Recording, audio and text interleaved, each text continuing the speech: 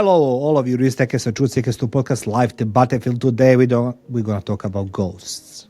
No real ghosts, but let's go talk about some people who are the ghosts in our life, particularly ghosts in the life of celebrities, in the life of those who are claiming they are successful, powerful, rich, and they know everything, but actually somebody else doing the ghost things for them.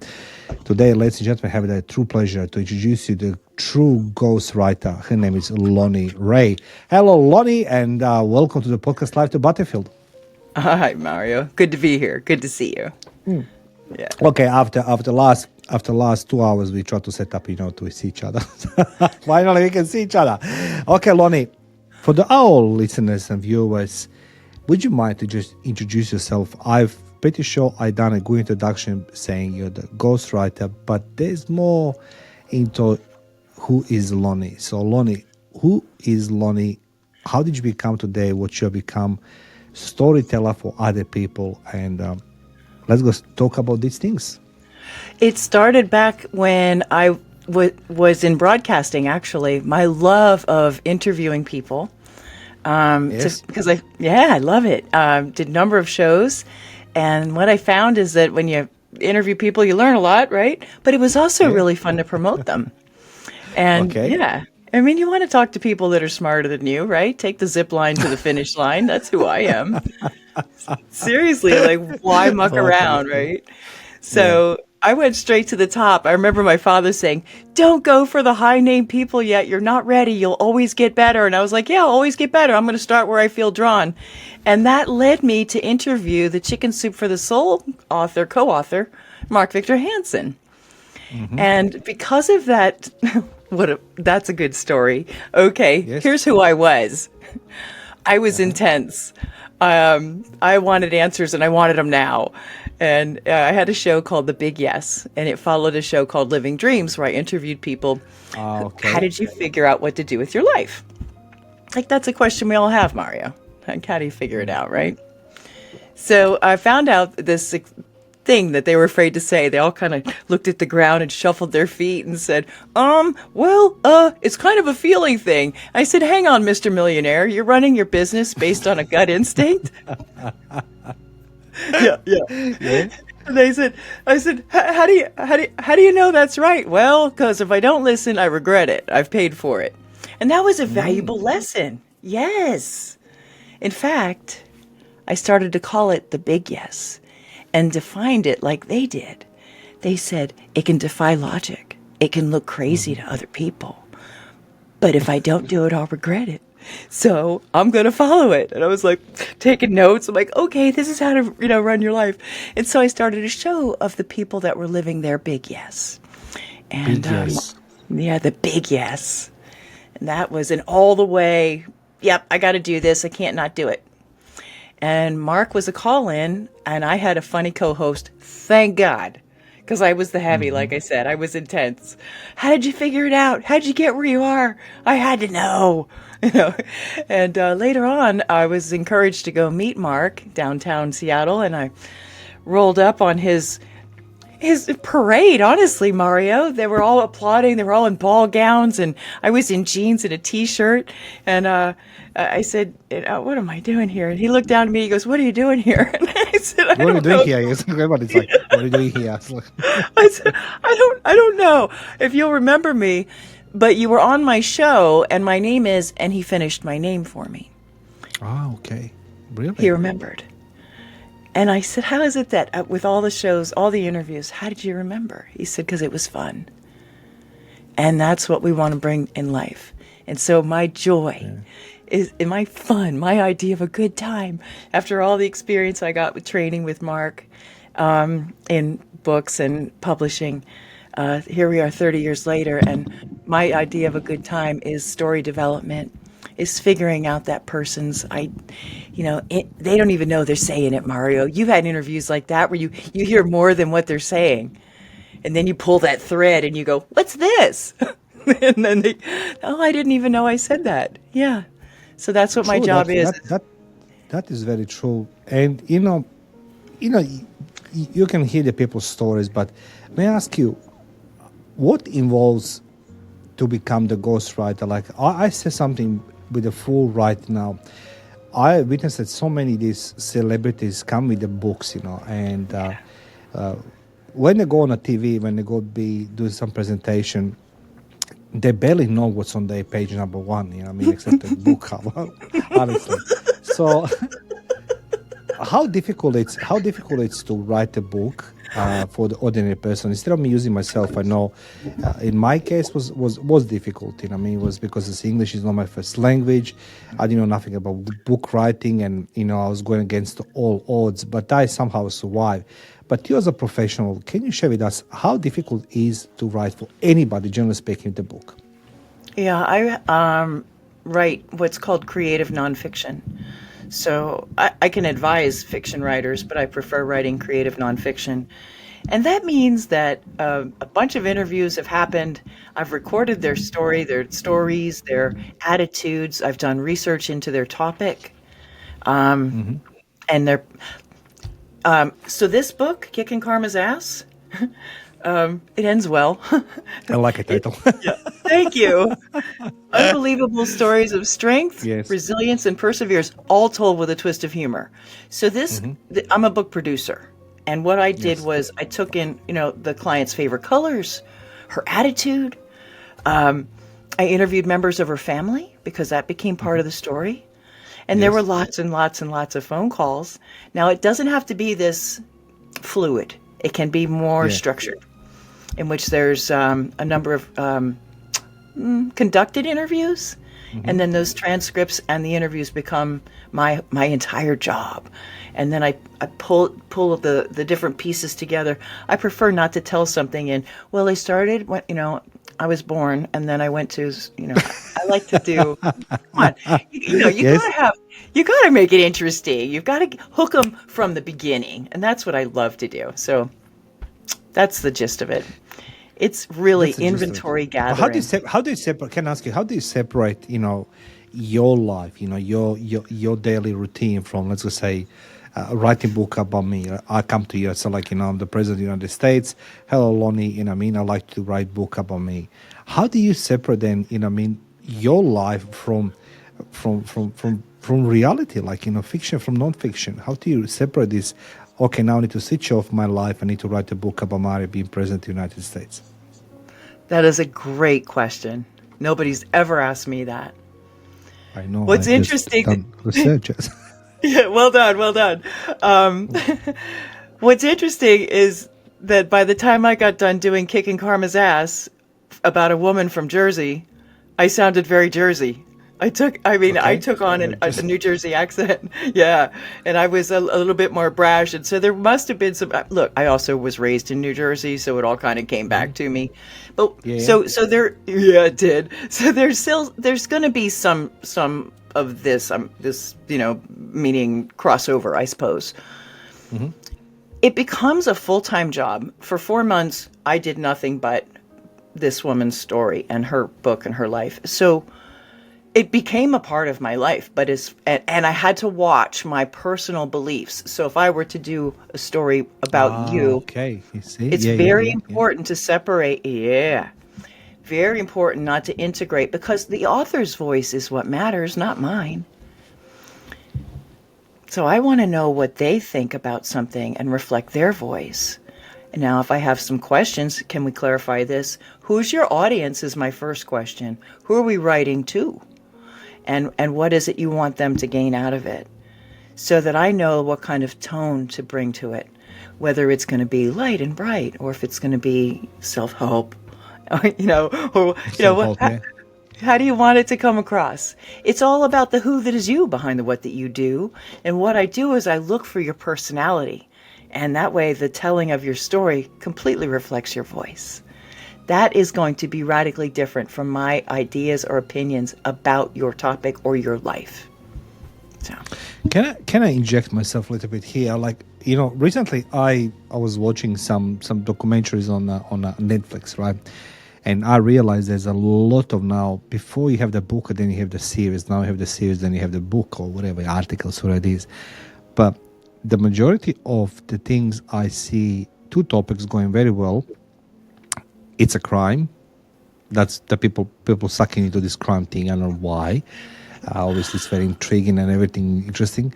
A second thing, it is like this self-help. So I done my little research, and they say globally it was almost like a $19 billion for last year, the self-help industry, right?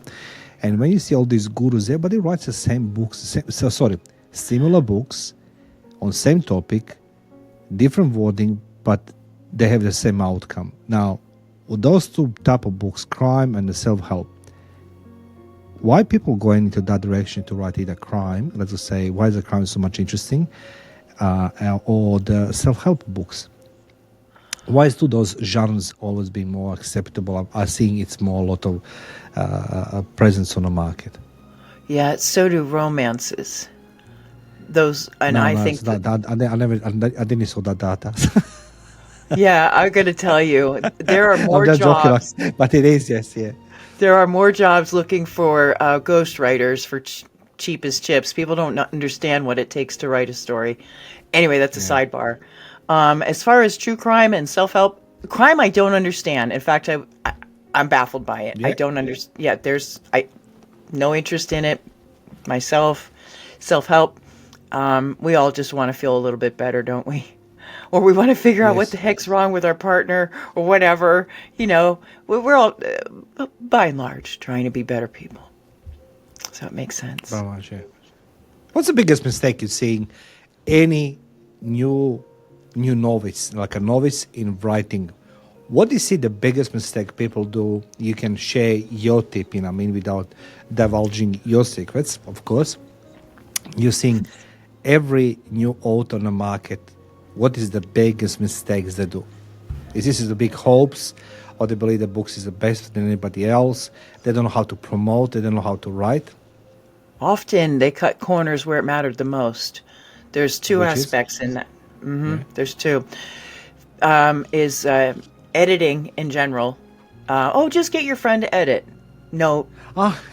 That's how I done my first book. That advice has been given. Yeah. Yeah, no. And then a bigger mistake few realize they made is working with a story development person first, and they don't. And so that's sort of behind the scenes. It's less evident in the book. What happens is a person says, well, they just basically throw up on paper everything, and it doesn't have any direction. And that's okay. It's a place to start where you can pick and choose. Yeah. That's where story development comes in. You want to work with somebody who's standing out here, who can see more than you can see for yourself, and help to select. That's me picking threads and pulling stories, so that what you actually do end up sharing is relevant to your message and your mission and your avatar, which is different from your audience. So you really want to make sure that you've got somebody who can see your end game, your end goal for you, and reverse engineer it, basically back up the bus so your book reflects your voice and your purpose. You know what? I was looking for the people around in my life, and I started writing my books, how I can do the best one. And you also did right, the cut in the corners, it is appalling and goes without saying that that's been oversighted and less spoken how to edit the book. It's most important you have the publisher and then you just put the book there on the market. But you're running something what's called workshop, in 6 days to become the bestseller. Yes. Tell us more about why the bestseller is a good to be. I mean, let's just say, I love to that word. I'm the author, the bestseller. So tell us something. Bestseller. What gives to the author? Why is this important to be the bestseller, and how do you help the people to become the bestseller authors? Okay, bestseller marketing is through marketing and promotions. And you want to keep your book as a bestseller throughout time. That's done through continued marketing, as a speaker, for instance, or offering your book on podcasts. You want to have it in. I keep doing this, meaning it's up in ideally the top 25, because people will search by category now, and they will look for books. Yeah, so those rankings matter a lot as far as searchability. As far as the person goes, they can charge more. They can raise their prices. My course is based on my best-selling book. I'm giving a talk from my number one international best-selling book. Has a nice ring to it. It gets the attention of the person you most want to reach. In the end, they don't care, that client, that avatar, that reader, they don't care how you got there. Just that you got their attention. Your book got to them. That's what matters to them. For an author, it's a big deal. It is. It has clout. It is. Yeah, it is. It is. And there are some podcasts that won't. We had a client one time, Mario. She Yes. a doctor, and she had a book, and she tried 9 times, and they kept saying no. And then she came and she said, "Please help me, establish my brand better, bestseller." Oh, we're happy to have you on try number 10. Oh, bestseller. Okay, click. She was on the show. It was a big show. So it can have influence in opening bigger doors as well. Look, I will hide that secret. I mean, I'm seeing quite a number of these authors across the globe, and I'm living on the other side of the pond. In Australia, and everything what we see in Australia, it's influencing from United States, and all these public speakers and the books and everything else. I think myself, how these people actually become, so very well known. I mean, and you're absolutely right. With the Facebook, they become on a national TV, a couple programs or channels, and the people notice them. And you're absolutely right. The bestseller author, it is important. And you and I can agree. Like, at least I can say from my end, I'm 50 years old man, and I live in the last century, 20th century, and the book writers. Being writer was a big deal. Today it's much more easier because you have all these tools and the platforms and everything else, but we still need people like yourself. So when someone comes to you and says, like, I want to learn to become bestseller author, how long takes to teach somebody to become the bestseller author? It doesn't take long to teach them how to do it. Yeah, no, it doesn't take long to teach that. It's really a matter of marketing and timing and promotion, just like anything. Amazon. See, here's the thing. Here's why people tend to discount it, because they don't understand how important it is. First of all, like I said, people will search by category. But also, Amazon sells 95% of all books in the world. It's the biggest bestseller. Yeah, it's huge. And it is a big deal that your book hits bestseller. That means the top 100, by the way. Let's clarify what that is. That has to do with them registering sales, hence bestseller. So their algorithm, their way they're set up is, we see this book is popular, and it's more and more popular, so it raises up in the ranks. And it changes when it changes. Reviews also matter a lot. Reviews show that people like this book. So that's very interesting, guy. Oh, reviews matter a lot. And that's, I had one author, she said it's harder to get a review than to get the dang book done. Yeah. Look, I agreed with your client, because from my own experience, when I want to try to understand why people doesn't leave the comments, I'm not sure it's a laziness, or it's not, it's sort of undermining your credibility on your own. Like, that's what I see. I will see myself as like, okay, people buy the book, but why nobody likes, why nobody puts the 5 stars, and I don't like those things. But in reality, that what it is was happening to all of us, and we need to live with that one. But lucky we have the Lonnee. She used to be living in Australia. Now she's in the other side of the pond in the United States, and she's there to help other people, like many celebrities that need. If celebrities needs a ghostwriter, trust me, you need a Lonnee. And who better than can be to pass your story and your message as somebody who understands how to do this? Because doesn't matter how often I go on the internet, I was searching for the people who can edit, who can do this. Everybody was coming with different ideas, and I'm glad that I found a Lonnee. So Lonnee, what else? Sorry? Thank you so much. Welcome, I cannot have a reaction to that. Look, my hands on my heart. That's huge. Thank you. But you deserve the credibility. It's like people, like always come back to my father saying, he told me you're not rich to buy cheap, which means you buy continuously over and over again, same thing, because it's cheaper. So rather you go into the person who understands this, and or reader, don't go into the publishing book before you find person like Lonnee, Rattled Awake Anthology series. So I want to ask you this, we spoke in private, Rattled Awake Anthology. Why rattled? What shook you? What shook you, deep, Mario? What shook you over the last... So, yeah, that's what it really is about in the last 5 years. That's every book, every author writes their answer to, over the last 5 years, what was one of the biggest or single biggest incident that shook you, that caused you to shift gears, change perspective. What happened? What'd you do about it? Who'd you become? And it's amazing what people have gone through, how they've shifted. So I chose the word awake because I woke up to a lot of things. I didn't realize how asleep I was. I was one of those things they call the sheeple before. I was just like, well, the news is all true and politics can be trusted and everything's fine. I lived in that bubble for a long time.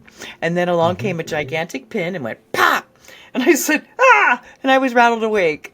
And I said to my friend, surely there are other people who have been rattled awake in the same way. And then, pow, the title, the brand, everything. Yep. So what for you means to be awake?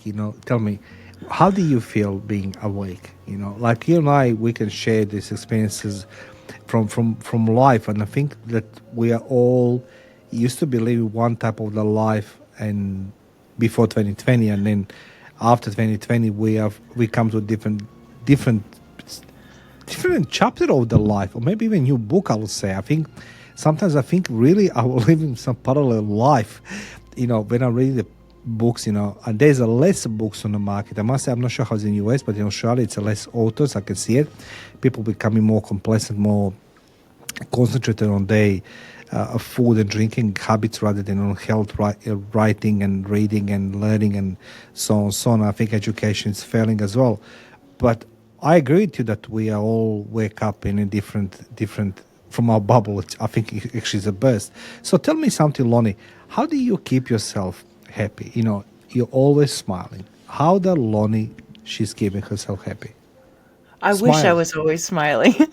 Okay. So this is for the show only, huh? No.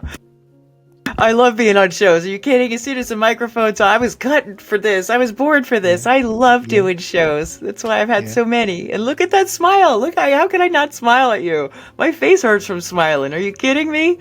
Oh my goodness. Seriously, it does. I have this. I'm on a mini mission. I'm so glad you asked this question. Yes. Tony Robbins taught us all that the way you ask a question makes a difference in the outcome. And the example was a person can say, why am I so fat? And their body will tell them, or, their mind will tell them. Well, you'll get the answers. Here's what. Or you could say, how can I lose weight? And you'll get different answers. Mm-hmm. So I decided to apply that to, how can I have more fun today than I ever thought possible? Okay. And when I ask that, and other people have been my little guinea pigs, if you will, when you ask that, you don't have to sit here and go, how can I have fun? It works out on its own. It's like, see it, say it, let it go. And then it goes off boop, boop, boop, boop, on its own. And if you remember to look back at the end of the day, you'll see it was way more fun than you ever imagined it would be. It is a mindset reset. It works. But the other thing is music. I love music. So. Okay. Yeah. It's a music, eh? And then Mario Bekes as well, of course. That's what he said. So, Lonnee, before we wind up, let me add that in. Hold on. I'm sorry to cut you off, but I told you this before, and I want to put this out there. When I want to feel better, I watch your shows. I love your investigation. I absolutely love the way you are so good. You are. You're such a joy. Your delivery, your knowledge, the way you lay out a show. It's fascinating. I don't even care for crime shows, but you're doing this research, Mario. I love what you do. And then the guests that you have, it's delightful. It is really, you are a go-to guy. If somebody's not feeling that great, turn on Mario Bekes. Oh God, you know what? I just I don't know what I done to you that I owe such a privilege. Seriously, Lonnee, thank you. I truly, when we spoke the first time, and people who don't know this is a conversation between me and Lonnee, because one thing what people don't know about investigations is that detectives or investigators using imagination, right? So it's not just you do imagination like a Harry Potter or these things, but what it is, you applying your skills, your knowledge, expertise into some particular crime event. So, for example, if you have let's just say, I don't know, break and enter in somebody's house and something was stolen, the investigator, the detectives, they have the working scenarios, imagination in their head. And what they do, they're deducting with every scenario when they find something new till they come to the possible feasible version, and that's what they're drilling everything else. Same goes for the podcasting. Today with Lonnee, doesn't matter how much I prepare myself. I spoke with Lonnee a few weeks ago, and we agreed today we're going to have an interview. And her infectious smile, her knowledge about books, and how to write things, it's actually, you can't prepare yourself. I need to use my imagination not to ask so many questions because it's so many to ask. And I'm glad that World has somebody like a Lonnee, because World needs the books. I think the books and the words are the weapons. And if we put emotions into them, as a Lonnee knows, we're going to learn much more quicker, much more better, rather than just being the empty vessels for the negative news and the negative environment we're living in. So Lonnee, when you need to write something, obviously you wrote something which is, I would say, emotional heavy, right?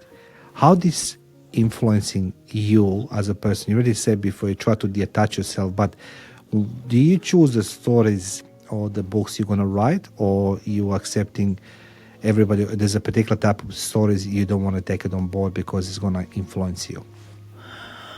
All good questions. First of all, no matter what the topic, there has to be chemistry with the author and myself. Okay. And if there isn't, it's not going to work. Attraction, seduction, and a book, correct? There you go. Yeah. I'm like, yeah. Yeah, it is. You have to have that or move on, find somebody else. I haven't had a topic that was too difficult, and I'll take that back. The topics have been very difficult. What I've specialized in, though, is shorter reads, because I know what sells. So it's a little different. If somebody wants to do, Kicking Karma's Ass is, almost 200 pages. That's a different book. The Rattled Awake are around 100, 150, and it's a quick read. And that's what I specialize in. And so with that, what I help the authors do is, you don't want to traumatize the reader. I like how you say, you don't want to traumatize the reader, yes. Right? Why would you do that? Yeah. So I help through content strategy to skip stones across rough seas. And that way, there's a way of relaying what's happened or the gist of it without it being, I have a book on my shelf I'll never read because this author went through some absolutely horrible things, and I don't want to take that in. I can't. Okay. It's too sad. I can't. It was traumatizing. But every story should have the happy ending, isn't it? Yeah, I mean, she's still here. She lived to tell about it, so that's the happy ending. It was just man. See, that's what I try to understand, Lonnee. As a profession, you explain to me as a 5 years old, literally as a 5 years old, because this is what I'm going against every time when I go to some events and there's a public speaker and everything else. And I understand that there's some mechanics behind this, but why on earth everybody starts with a sad story? My mom didn't love me. My dad was a bad person, and I didn't have a chocolate for Christmas. Who cares, dude? I stand in line. You're not only one. So why always people try to start engaging audience with terrible negative horror experiences? I think that's bad form. The way that I was taught is it's a great question too. I mean, you want to get their attention, but I don't know that that's a good way to do it. I'll give you an example, Mario. In Kicking Karma's Ass, this author had an experience where she literally caught her husband's intestines in her hands. Well, sorry, come back again. Yeah. What was that? Yeah. He had Frankenstein stitches, and he was very sick, and he was going up the stairs, and his guts fell out of his body, and she caught them. Oh. Now, I believe in opening with some shocking things, but why would you do that? That's like the worst, right? That would be a turnoff. Yeah. I wouldn't want to open a speech that way either. I would first want to say, it's called the dip or the valley. There's various names for it, but today it's such and so, and I'm doing this, and God, I love what I do, but it wasn't always like this. It wasn't. In fact, there were times when, and then you start telling your story, and then you weave it back into, this is how I got here where I am. So you can do it in 5 minutes. Interesting, because this is what I, when we start talking to you, when I start talking to you today, instead of me saying okay, so when little Lonnee was born, 1991, well, this is not funny. You're too kind. Okay. Thanks. No, I know. Look, we know you're 35. And I need a special permission to talk to you because of the age. But I think it is.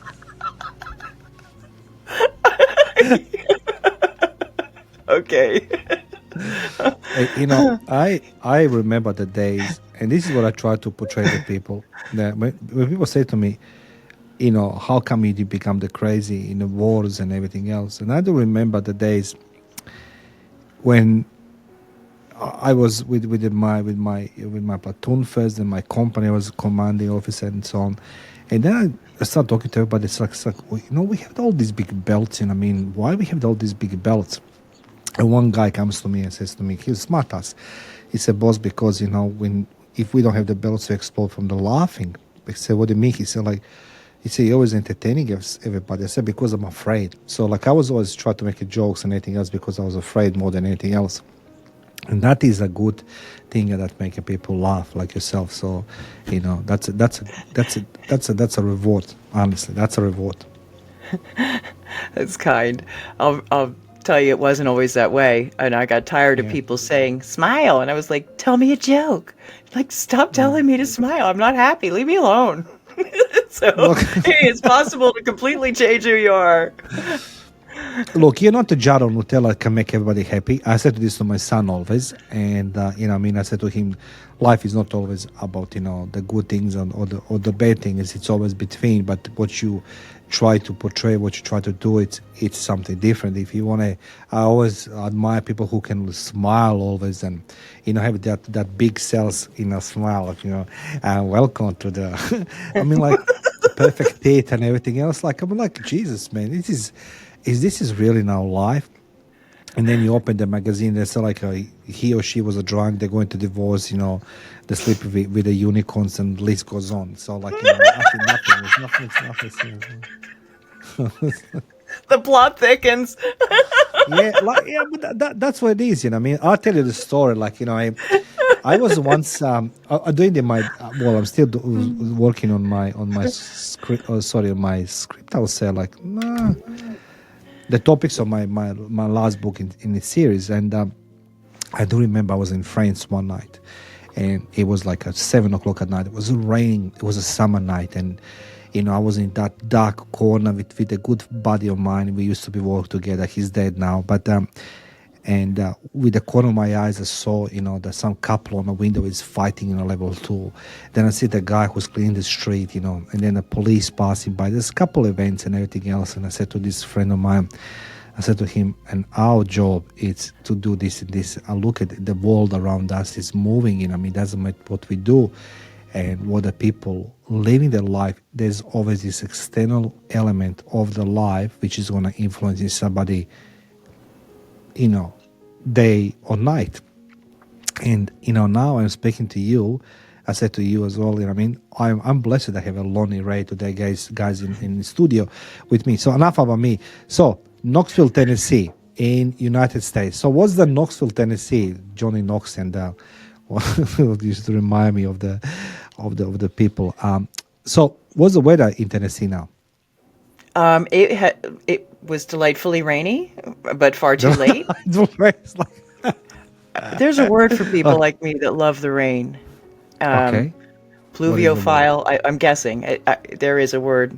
We're freaks like that, and it was I just love it. I will even watch camping shows where the guy loves to go out and camp in the rain. I'm not the only one. Okay, so we had that last night. Today it's warmer than usual, so it's pretty mild so far. Summers are too humid, but winters are pretty mild here. We don't get the snow that Nashville. We don't get pummeled like Memphis does. So East Tennessee is a whole different weather pattern. Okay, so that's a good commercial for the Tennessee, you know what I mean, for the state of Tennessee. Yes. So people, whoever is from Tennessee government, please forward the check to to this lady next to me on that side. It's on my right hand side, Lonnee. So Lonnee, what's your plans for the future? Like, you continue doing this, or you're gonna exceed some things, or you're gonna extend your services? I'm seeing what happens. I've had an injury to my hand, so I don't type 65 words a minute anymore. So every chapter that you see in these books is me doing this. Okay. And, a 3,500 word chapter took me 10 hours. So my writing might not be as, yes, it did. Yeah. Listen, I was doing my essays for university, 5,000 words, and I have 3 months to do it. So that's a big difference. So 35,000 words in 10 hours. No, 3,500. 3,500. Okay, it's sorry. Nothing. Yes. Yeah, it took first of all, I'm developing the story, but the typing. I have in the near future, I have a book to write for an 83-year-old man, and what a story! Oh my goodness, what an adventurer! So yes. As soon as we're doing a Rattled Awake number 5 coming up, not to date the show, but there it is. That's on Friday. I'm so excited. And then, excited. I do. I love it. Are you kidding? Yeah, let's dance. The future holds more of the same, and I'm open to. I don't know if there's an opportunity to, I don't know, do the sachet with somebody special. I'd love that. But at the moment, I'm just here entertaining myself, and what I mean by that is I love to cook, and part of the Rattled Awake movement. Just want to say, what is, how do you keep yourself, floating between the words, between the clients? Because it's a lot of, there's so many different stories. Obviously, you don't write in 5 books simultaneously, but you need to keep your sanity, your health, and that you're mentally okay. Is that a cooking? It's probably less sometimes, but I am a researcher, and I jump into rabbit holes, and I love to find stuff out. So I'm often watching. Believe it or not, there's some really smart TikTokers out there. Believe it or not, okay. I have been blown away by some of the things that they pulled. And so there's these shows on YouTube called reaction videos, and these guys there's one in particular who will curate and have a theme running through, as opposed to just random TikTok stupid shit. Sorry. Is it a blue show? It is now. No, it's okay. It's okay. You can say whatever like it, yeah. Okay. So I will learn. Learning to me is entertainment. Mm-hmm. And so I'm learning about all sorts of things going on in our food and the air and all over the world. I'm fascinated by weather modification. Okay, that's another show. Okay, you're gonna like it because I'm coming to my new podcast because I've done the climate change conspiracy or reality. I have the 5 projects been done during from 50s to look, the truth is that there's a lot of modifications happening, and unfortunately all come from the United States, so it's not nothing else. I would love to move. It's called the Popeye project. Okay, so Yeah. anyway, so you like the weather. Okay, that's interesting. Yeah, I do. I do. I'm fascinated, and I see what's going on. I'll look in. I'm glad I don't live in Alaska anymore. I've done a lot of You traveling. used to So live there. I used to live in Alaska. Oh my Um, god, oh yeah, Pippi Longstocking right here. I lived on okay. Maui. I lived in Alaska. Oh yeah. See that sign, adventure? There's a reason for that. Life I is an just want to ask you, adventure. why is the adventure over there? So you're adventurous type of person. Okay, that's good there. I was from an early age. I was determined to get out. Wherever I was, I didn't like it. I was like, I don't know how I'm going to get somewhere else, but it's not here. So now what we need to get you out. Is that what you're saying? We need to Yeah. come. Okay, interesting. It's time again. I've done all the traveling. I've ridden, camels in Morocco and walked through crop circles in England and, seen a flying saucer flying between the mountains in Maui. I've swam with the spinner dolphins on Lanai for New Year's. I've gone to the Philippines. I was in a wedding in the Philippines, lived in Australia a couple times, 3 times, really. So I'm glad I got all that out of my system while it was safe and easier to Yeah, travel. but did you have the jar on Nutella with Mario? That's the question. Did you gain 10 kilos with Mario? He did it for sure. So like, that's the next adventure. That's awesome. Yeah. You got to have a Yeah. goal, right? Well, look, it's just I just try to make you fat. I mean, that's all. I mean, that's what it is. So, Lonnie, how the people can find you, and what services you offering? Come back to this one. We started talking about this one, but it's time, to little wind up because I'm aware of your time. So, where the people can find you and what they can expect from you. They can go to official rattledawake.com, and that will take them to it's sort of a dual website. It's and also on LinkedIn, Lonnee Rey. I'm the only one with that double N double E. So those are easy ways to reach me. Yeah, We have a I'm gonna YouTube as well, author Lonnie as well. yeah at On author our Lonnee, yeah, and also a book producer. I haven't done any videos for a while, but I just started my 10th podcast, Mario. This just this week. Yes, I'm so excited. Yes, I'm so excited. Thank you. Yes, And I congratulate you. Like it's like you see, this is the thank you. if I can just add something, please don't stop doing the podcasting. I was doing my own research, and so last year when I started my podcast, I done it because I was a little bit sick and tired of listening all these gurus about life and how they need to do this, how they need to do this, how they need to do it. But when I face the person and I said like, okay, show me how physically. I mean, show me, not just talking to theory, just show me how most of people couldn't demonstrate nothing. So like I started my podcast, but I done something, some of my research. So during the lockdowns 2020 to 2022, there's from 60,000 podcasts we jump to 3 million something. Podcasts now it's about 700,000 only active. So about 3 million podcasts actually died last 12 months. Died because people are not at home. They don't sit at home. They don't do nothing, and they're out and they whereabouts and with their friends, so they stop doing the podcasting. So there is a big gap in the podcasting. So please continue whatever you do, Lonnie. Just don't stop. Thank Do you. it. Thank you. I You're believe welcome. so wholeheartedly. I love your story, your setup, your studio, everything. I appreciate everything about your vision, how you came together in this podcasting part is an amazing, great story. It's very inspiring. For anybody out there, the global microphone, that's what I call this. Use it. We can reach people. We can make a difference. Voices matter. Stories matter. And sometimes when you have a really cool voice, it really gets to people in a way that you didn't expect.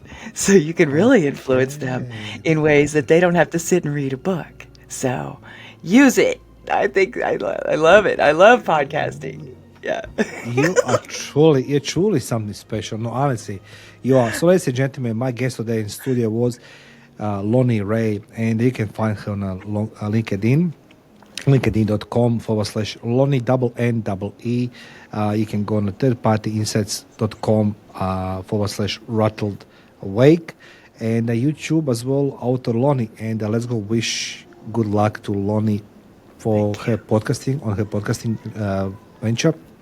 I truly believe that we are gonna enjoy, seeing more of Lonnee on her own, in her own terms. So Lonnee, thank you very much for being my guest today. I truly appreciate it, and I'm really wishing you all the best in all what your heart desire. Thank you. You're welcome. Ladies and gentlemen, Lonnee Rey, and I'm going to put a comment section below how you can contact Lonnee. So guys, everybody who is desiring to write a book, want to write a book, want to know how to become the bestseller, and all those who don't know how to start, where to start, with what to start, Lonnee, she is person to go. Thank you very much, everybody.